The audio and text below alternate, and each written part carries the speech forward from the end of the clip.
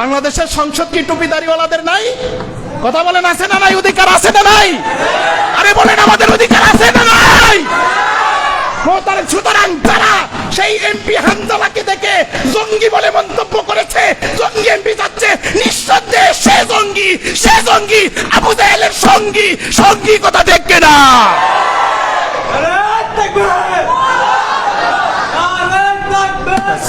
মোহতারাম হাজিরিন, কথা শেষ, কথা পরিষ্কার।